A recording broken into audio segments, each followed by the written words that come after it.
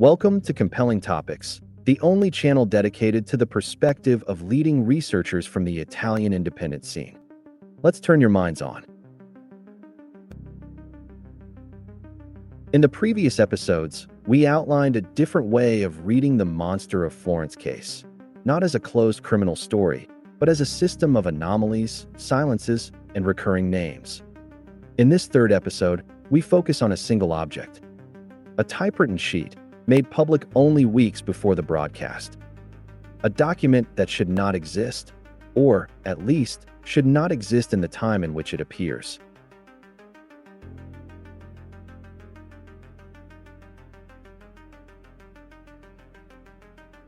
The episode opens with the presentation of a document that had been made public only a few weeks before the broadcast. It is a typewritten sheet, produced on an Olivetti Lettera 33 typewriter, a model widely used during the 1970s. According to the technical assessment of Professor Giovanni Bottaroli of the CNR, the document is chronologically authentic. It can be dated with certainty at least to the 1980s, but with a high degree of probability it predates that period and may even be traceable to around 1974, a date that appears in the heading alongside the enigmatic label, written 1974. The sheet contains a list of 7 names, plus an 8th name that appears to be reserved or crossed out, accompanied by what looks like a nickname. Next to each name appears the letter L, followed by a number, L5, L6, L7. The meaning of these markings is unclear. Some speculate they may refer to sums of money in Italian lire. Others believe they indicate hierarchical levels within an organized structure. All the names listed are, in various ways, figures who would later emerge in official investigations, parallel inquiries, or alternative reconstructions of the Monster of Florence case. Rodolfo Fisoli, Luigi Goffredi, Rolf Reynick, a mysterious figure identified only as the Duke, Joe Bevilacqua, Francesco Calamandrei, Francesco Narducci, and Giulio Cesare Zucconi. Franceschetti immediately clarifies a fundamental point. The presence of these names does not constitute proof. The document, on its own, proves nothing in a judicial sense. Yet it is extremely significant that it contains precisely the same names that, in the years that followed, would repeatedly surface as key nodes in the shadowy zones of the case. The core of the first part of Franceschetti's intervention is not the document itself, but a radical critique of the investigative method adopted in the Monster of Florence case. According to Franceschetti, investigations, not only in this case, but in many major crimes, proceed from the particular in an attempt to reconstruct the general. Investigators focus on details such as the position of the bodies, a sock, a handkerchief bearing traces of DNA. In his view, this approach is profoundly flawed. If one is dealing even with a particularly intelligent serial killer, and even more so if one is facing a structured organization, the crime scene cannot be considered pure. It is inevitably contaminated, manipulated, and constructed to mislead. For this reason, obsessively focusing on technical details means falling directly into the trap. The correct method, Franceschetti argues, is the opposite, starting from the general, from relationships, contexts, and systemic coincidences. Franceschetti provides concrete examples. One of the monster's victims was the sister of a police inspector serving with the Florence Railway Police. The body was discovered by chance by a colleague of that same inspector, who raised the alarm. This fact alone should have prompted a series of in-depth investigations. Who was that inspector? What did he work on? What relationships did he have? What connections existed between him and the person who found the body? Yet these questions were never seriously addressed. Another emblematic case is the Vicchio murder. The killing occurred roughly 200 meters, as the crow flies, from the country home of Magistrate Vigna, not in an isolated forest, but in a location visible from the road, at a time when it was not yet fully dark. Franceschetti insists that one need only visit the site to realize this. Anyone could have seen something, and yet the narrative remains that of a brilliant, elusive killer striking directly in front of a magistrate's residence, with security present. Once again, the question is not how did he do it, but why this circumstance was never problematized by the media. Years later, it also emerged that in one of the houses near the turnout lived Vigilante, a figure later involved in the investigations and identified as part of the so-called fire group. Another coincidence which, taken in isolation, may seem insignificant, but when placed within the broader picture acquires enormous weight. Returning to the document, Franceschetti reiterates, the list proves nothing, but it demands investigation into the real connections between the names. In particular, the presence of the code name, the Duke, is intriguing because historically Vigna was known by the nickname the Duke. Pier Luigi Vigna was an influential Italian magistrate renowned for his fight against organized crime and terrorism. Over the years, he became deeply involved in some of Italy's most high-profile investigations, including cases related to political terrorism, kidnappings by criminal groups, and the infamous Monster of Florence murders. In 1997, Vigna was appointed National Anti-Mafia Prosecutor, a position he held until 2005. He died in 2012. It is not proof, Franceschetti stresses, but it is an element that cannot be dismissed as mere folklore, especially because there exist highly detailed reports produced by the GID's Serial Crimes Investigative Unit, never made public, which speak of the presence of Vigna and journalist Mario Spezzi at Villa La Sfacciata on the very evening of the murder of the German couple, a party allegedly attended by the two young victims, after which they were found dead. The GID's Gruppo Investigativo Delitti Seriali was a specialized investigative unit created to analyze serial crimes using a more systemic approach than traditional investigations. Unlike standard investigative bodies, the GID's cross-referenced relational data, social contexts, and recurring patterns, attempting to identify not only the material perpetrators, but also possible higher levels of coordination. According to Franceschetti, some of the GID's reports were also based on information flows originating from the SISTA, Italy's civilian intelligence service, active from 1977 to 2007.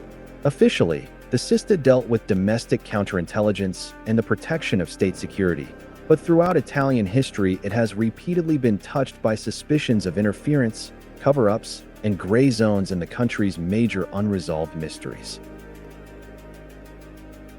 The fact that such reports were never made public, nor used as a basis for structured investigations, represents one of the most disturbing aspects of the entire affair.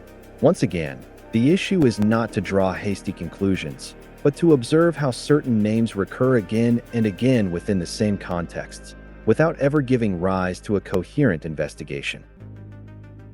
Franceschetti broadens the discussion. The reason the truth does not emerge is not merely the death of key figures, but the fact that power structures outlive individuals. Fully bringing the truth to light in cases like this would destabilize the system, not only in Italy, but everywhere. Franceschetti cites the Andreotti case as a perfect example of a partial truth, managed in such a way that everyone can believe what they wish, while nothing truly changes. The system, he concludes, cannot allow a total truth to emerge, not because it is impossible to reconstruct, but because the masses could not withstand it, and because revealing it fully would mean calling into question the very foundations of authority and institutional trust. Subsequently, attention increasingly shifts to Il Forteto as a possible central hub in a complex network linking institutional environments, reserved structures, informal power networks, and, according to some testimonies, even initiatory or para-religious dimensions. Il Forteto was an agricultural community founded in the 1970s in Vicchio, Tuscany, by Rodolfo Fisoli and Luigi Goffredi. For decades, it was presented as an alternative educational and rehabilitative experience, receiving institutional support, public recognition, and even the placement of minors by court orders. In reality, Over time, it emerged that the community was a site of systematic abuse, particularly against minors. Judicial investigations revealed a system based on psychological manipulation, violence, the forced separation of children from their families, and sexual abuse, all shielded by a climate of silence and ideological legitimization. Rodolfo Fisoli was ultimately sentenced to over 14 years in prison. Despite initial convictions dating back to the 1980s and 1990s, for decades institutions continued to send minors to Il Forteto, ignoring or downplaying warning signs and court rulings.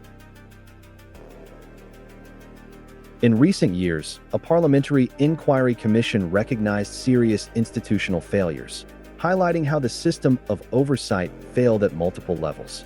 In 2025, the cooperative that succeeded Il Forteto was placed into judicial liquidation due to insolvency, unable to compensate the victims.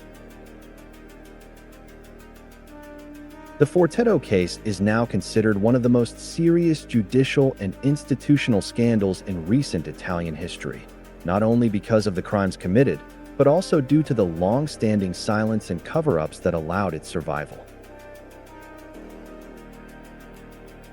Paolo Franceschetti revisits and expands upon the statements of Domenico Rizzuto, a former external collaborator of the Sista, now deceased, who allegedly provided a disturbing and layered picture of the internal structure of Il Forteto.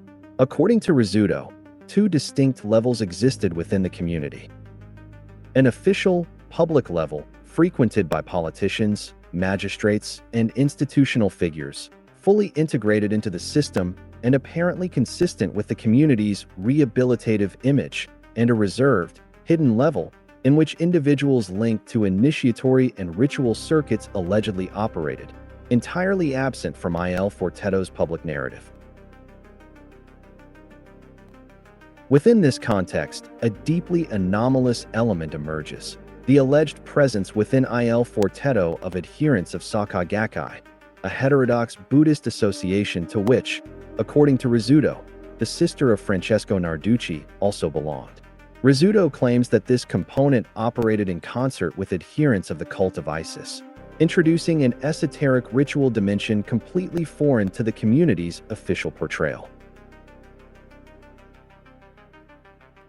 Rizzuto also names specific individuals: Mario Spezzi, Francesco Calamandrii, a member of the Rosselli del Turco family, and others who had already appeared, in various capacities, in investigations related to the Monster of Florence. According to this reconstruction, Spezzi served as the intermediary who introduced Narducci into Il Forteto, placing him within this network. The crucial point is that, again according to Rizzuto, Narducci became dangerous to this environment. Hence the hypothesis that his death was not an isolated or accidental event, but a true elimination, organized with the involvement of mafia elements operating in Florence, including individuals connected to Caviteo and Sicilian criminal circles transplanted to Tuscany. Franceschetti explains that he personally verified some of the elements indicated by Rizzuto, including alleged residences of Narducci in the Mugello area, reinforcing the impression that this is not mere fantasy, but a coherent plot, albeit one never fully investigated. The discussion then widens to Soka Gakkai as a structured organization. Franceschetti emphasizes how the leadership of many large spiritual or religious organizations, once they reach a certain economic and political scale, inevitably enter into collusive relationships with power. He recalls that the first major Italian headquarters of Soka Gakkai was located precisely in Florence, and that over the years the association obtained official recognition and economic advantages through relationships with political power. Franceschetti clarifies that he personally distanced himself from Soka Gakkai for this very reason. When an organization grows, preserving the structure tends to prevail over the original message. This does not automatically imply individual criminal responsibility, but it creates a context in which pacts, compromises, and silences become systemic. The discussion then returns to Franceschetti himself and the treatment he has received over the years. He recalls how he, Giuseppe Casco, and Carlizzi were long ridiculed and discredited for speaking about the Rosy Cross and the Golden Dawn.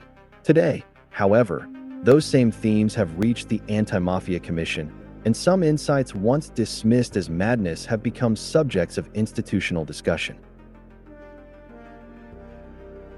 Franceschetti stresses a key point. The Rosy Cross is not an invention, but a historically documented element of Western esotericism, linked to the Golden Dawn and its inner orders. To deny this, he argues, is to ignore foundational texts in the history of esotericism. According to Franceschetti, the fact that certain information has emerged only recently is not due to individual merit, but to historical timing. Many of the key figures, Spezzi, Vigna, Narducci, are now dead. Saying the same things 30 years earlier would have been impossible. He also recalls how Giuseppe Casco was killed shortly after identifying direct links between the Golden Dawn, the Rosy Cross, and the monster's murders, while others survived only because the times had changed. At this point, Oram enters the scene with his analysis, defining the Retau 1974 document as a potentially epical turning point. Oram is one of the recurring guests on the Border Knights channel, known for his analytical, rigorous approach focused on document interpretation and temporal anomalies. Over the years, his contributions have concentrated particularly on forgotten archives, technical expert reports, and chronological discrepancies often overlooked by official reconstructions. He emphasizes that the document was expertly assessed as certainly predating the 1980s, with a high probability of being placed precisely in 1974, and that it contains 8 names, including a title, the Duke, rather than a personal name. What makes the document shocking is that these names are grouped together decades before official investigations, especially those following the Perugia line after 2000, began linking them. Figures such as Fisoli, Narducci, Calamandrii, and above all Joe Bevilacqua appear in the same list at a time when no public narrative connected them. Oram focuses in particular on Joe Bevilacqua, a figure linked to U.S. intelligence services, tasked with monitoring a cemetery located just a few kilometers from the crime scenes. Bevilacqua officially entered the debate only in 2018, yet he appears in a document from the 1970s, a temporal anomaly that, according to Oram, strongly reinforces the second-level hypothesis, namely that of the masterminds. From this emerges the central thesis. Alternative investigative tracks, such as the Sardinian lead or the Red of Mugello, would be deliberate diversions, useful for drawing attention away from the core of the affair. The true nucleus would instead be a tentacular, transnational structure that employed magico-sexual rituals linked to the murder of couples, based on the belief that the female body, immediately before or after sexual intercourse, was charged with a particular ritual energy. The Retau 1974 document does not clarify who wrote it or for what purpose. Franceschetti hypothesizes that it may have been drafted by someone who, like Pasolini, knew by connecting the dots, without possessing judicial proof. The symbols, the L followed by numbers, and the word Retau, remain an open mystery. The final section takes on a symbolic and metaphysical tone. Franceschetti speaks of higher entities, distinguishing between black brotherhoods, which spread fear, hatred, and terror, and white brotherhoods, which operate in the opposite direction. Within this framework, the crimes of the Monster of Florence are compared to those of Jack the Ripper, not only for operational similarities, but for an alleged structural identity. The same rituals, the same levels of power, the same mechanisms of cover-up. The parallel extends back to 1888, to Whitechapel, to the Golden Dawn, to William Westcott, magistrate and founder of the order, and to the birth, in the same period and place, of the Theosophical Society with Helena Blavatsky. Two opposing forces operating simultaneously, one in darkness, one in light. The conclusion is unequivocal. The Monster of Florence case is far from closed and not confined to the past. It remains an open Pandora's box, and every time investigators approach the level of the masterminds, reactions, resistance, and diversions are triggered, because truly uncovering it would mean opening something far greater, on an international scale. The document known as Retau 1974 does not offer answers. It offers something far more dangerous, a fracture in time. Names placed together decades before they officially converge. Structures hinted at, but never investigated. A pattern that points not to a lone killer, but to a deeper level, one that remains carefully out of reach.